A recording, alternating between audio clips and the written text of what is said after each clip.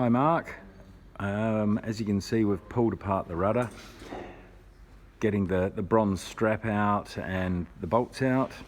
When trying to shift the bolts, basically we just cut the nuts off and drove the bolts out.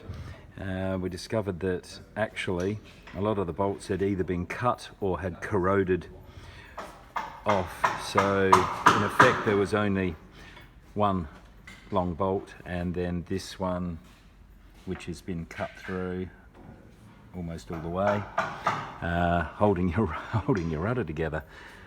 These you can see are just past the length, the depth of the bronze, so this fitting needs to move up or down to come away given its shape.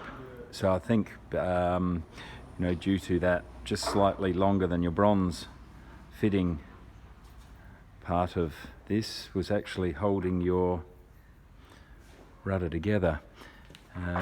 If we look up here, we can see that this, what we thought was to house a section of the rudder, is actually a solid block.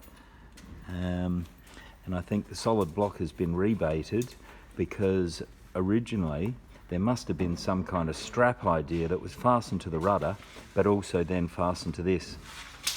Now I think we can do that out of either a bit of cast bronze or some 316 stainless. We do it out of 10mm by 50mm plate. We'll do 10mm, which will give you 5mm protruding. The rest will be in the rudder, and that way we can countersink and cut a thread into the bottom strap and put a countersunk machine screw in there, so it'll all be flush for you. But tie that area of the bronze fitting back in, because that's obviously where our rudder stock attaches to, so there'd be a fair working moment up here. I suppose they cut the bronze bolts when trying to re-epoxy this seam between the bronze and the timber. This timber is not treated at all. There was just a fine film of Sikaflex on that. Otherwise it's raw timber.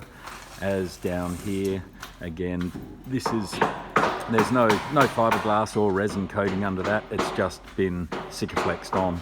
So the timber is a bit damp, but I don't think badly damp.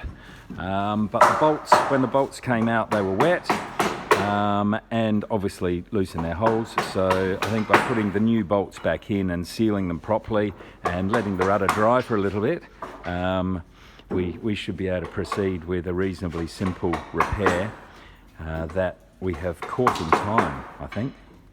Anyway, I'll give you a call later on to see what you think, Mark.